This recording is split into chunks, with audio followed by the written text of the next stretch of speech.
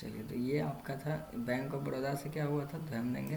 Bank of Baroda से जो पैसा था वो क्रेडिट हुआ था 25,000 रुपया। तो क्रेडिट हुआ था, तो मैंने यहाँ पर भी वही मेंशन करा है, देखेंगे बैंक ऑफ बड़ौदा अकाउंट में यहाँ पर क्रेडिट और ये SBI से डेबिट। अब देखेंगे नेक्स्ट है परचेज। परचेज क्या है, तो परचेज का भी आपको यहाँ पर बनाना है, तो परचेज का अकाउंट बनाइए। फिर आपको उसके लिए क्या करना है, तो परचेज अकाउंट के लिए फॉर्मेट आपको चाहिए, तो फॉर्मेट यहाँ पर है ऑलरेडी। परचेज अकाउंट के लिए डेट आप लोग खुद से मेंशन कर लीजिएगा, मैं बता रहा हूँ डेट मैं यहाँ पे अभी नहीं लिख रहा हूँ, समय कम है। अब परचेज के साथ किस किस के साथ ट्रांजैक्शन हुआ था, पहला तो परचेज था कैश के साथ, तो बाई कैश। तो देखेंगे परचेज, सॉरी ऊपर में मैंने परचेज अकाउंट लिखना भूल गया, या आप मेंशन कर दो परचेज अकाउंट का लेजर है। कॉपी में आपको ऐसे ही बनाना होता है। तो यहाँ था सबसे पहला परचेज कहाँ है, तो ये अकाउंट का दोनों ख़त्म हो चुका है, मैं सबको रेड लगा देता हूँ ताकि आपको उस पर ध्यान ही नहीं देना है। उसके बाद SBI का भी दोनों सब बन चुका है। अब आपको ये बैंक ऑफ बड़ौदा और SBI दोनों भी बन चुका है। अब परचेज से चलते हैं, तो कैश में है, और परचेज में देखेंगे कि कैश क्या हो रहा है, 25,000 रुपया क्रेडिट हो रहा है। तो 25,000 रुपया का यहाँ पर आपको क्या करना है, पहले एंट्री करना है 25,000 रुपया परचेज में। चलिए, तो परचेज यहाँ है बाई 25,000 रुपया, तो परचेज।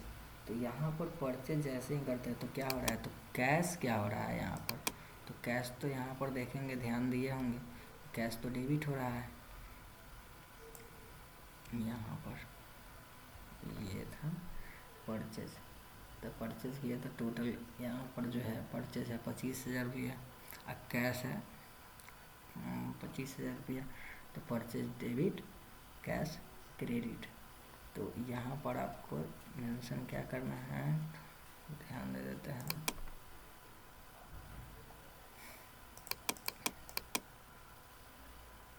बाई कैश, कैश तो 25,000 रुपया का। तो यहाँ पर बैलेंस कितना है, तो 25,000 रुपया बैलेंस है। परचेज में 25,000 का परचेज हो चुका है। उसके बाद दूसरा है, परचेज के बाद है श्री राम ट्रेडर्स से फिर परचेज है 70,000 रुपया का। तो यहाँ पर by Shri Ram traders, by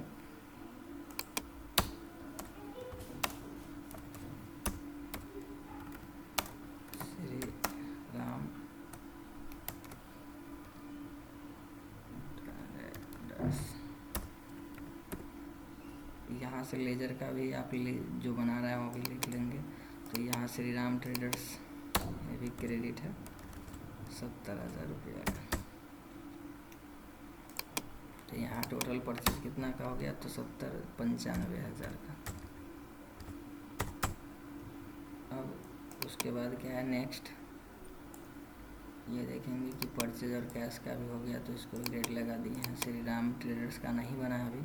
उसके बाद परचेज का संबंध और किसी और से नहीं है, तो परचेज का नहीं है। अब श्री राम ट्रेडर्स का है, तो श्री राम ट्रेडर्स का एक अकाउंट बनाते हैं। जब श्री राम ट्रेडर्स का अकाउंट बनाएंगे तो यहाँ पर ऊपर में क्या लिखना होगा, यहाँ पे श्री राम ट्रेडर्स, श्री राम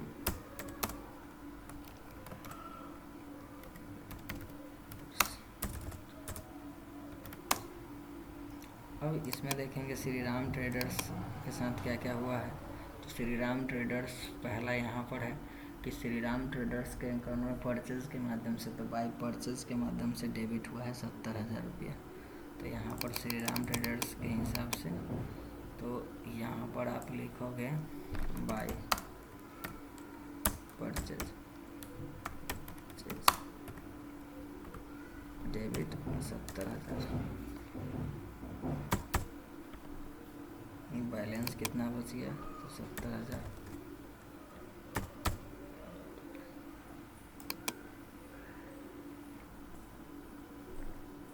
इसके बाद नेक्स्ट क्वेश्चन क्या है,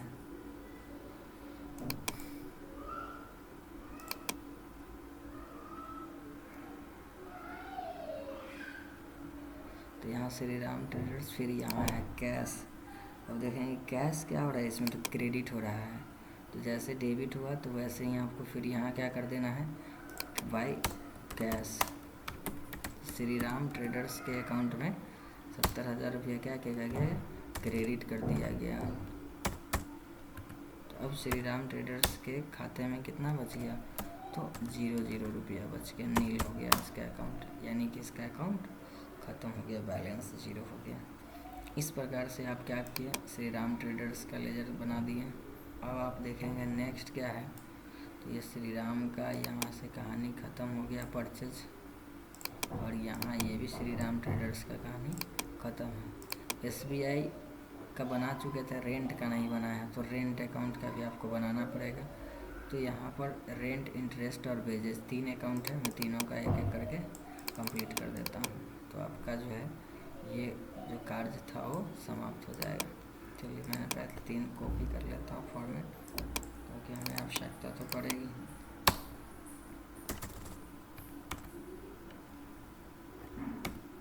चलिए एक है रेंट का, तो रेंट ले लिए, रेंट अकाउंट। रेंट क्या हो रहा है, तो रेंट किसके माध्यम से पेमेंट हो रहा है वही देखना है। यहाँ पे रेंट पेमेंट हो रहा है SBI के माध्यम से, तो यहाँ पर बाय SBI लिखना है, बाय SBI। यहाँ पर क्या हुआ था, तो SBI क्या हुआ था, क्रेडिट हुआ था, है ना। तो SBI क्रेडिट हुआ था कितना, तो 2500 रुपया।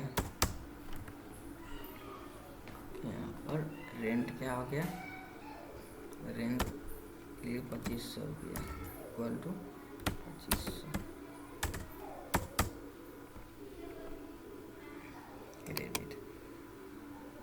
क्रेडिट हो गया। उसके बाद दूसरा कुछ उसमें कुछ है ही नहीं, बस इतना ही करना है और ट्रांजैक्शन जो भी है लिख देना है। उसके बाद वेजेस का होगा, वेजेस का है तो वेजेस के लिए भी सेम चीज़, बाय वेजेस को क्या चीज़ से पेमेंट किया गया है, तो वेजेस को बाय कैश, कितना 800 क्रेडिट।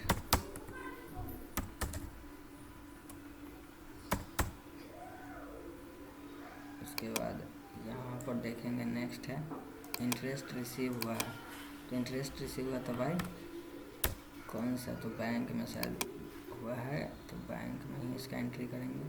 इंटरेस्ट रिसीव लिख रहा है बैंक अकाउंट, तो बैंक अकाउंट तो पंजाब नेशनल बैंक में पैसा जमा हुआ है, तो उसको लिखेंगे बाय PNB, ऊपर में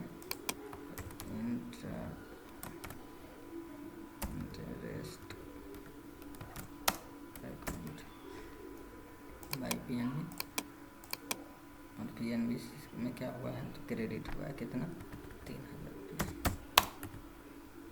तो यहाँ पर इंटरेस्ट अकाउंट में, तो यहाँ पर 3000 रुपीज़ बैलेंस। अब ये हो गया आपका जो है, इस प्रकार से बन गया। अब आप इसको देख सकते हैं कुछ अलग में, पंजाब नेशनल बैंक का मैं लेजर खोलता हूँ, देखेंगे कि आपस में सेटलमेंट हो गया होगा। यहाँ देखेंगे कितना था, तो इंटरेस्ट क्रेडिट था, तो यहाँ पर देखेंगे PNB में क्या हुआ होगा, इतना बैलेंस PNB में, तो ये क्रेडिट बैलेंस यहाँ पर दिख भी रहा है ना। तो ये इंटरेस्ट जो था उसको आपको PNB में पैसा जमा हुआ था ना, तो डेबिट साइड लिखना था, सॉरी मिस्टेक हो गया। ये भी आपको जो है ये देखेंगे 800 रुपया क्या हो रहा है, तो यहाँ वेजेज का लेजर, तो कैश के साथ संपर्क है इसका। वेजेज में देखेंगे कि डेबिट साइड है, तो वहाँ क्या था, क्रेडिट साइड है। उसके बाद ये भी रेंट पेमेंट हुआ है, क्रेडिट साइड है। Shri Ram traders credit side payment है और परचेज डेबिट साइड है, तो नील हो गया। उसके बाद परचेज किया था, तो इसमें इसके कैश क्या था, कैश डेबिट था, देख लेते हैं तो Shri Ram traders cash credit है, श्री राम ट्रेडर्स डेबिट है। इस प्रकार से हम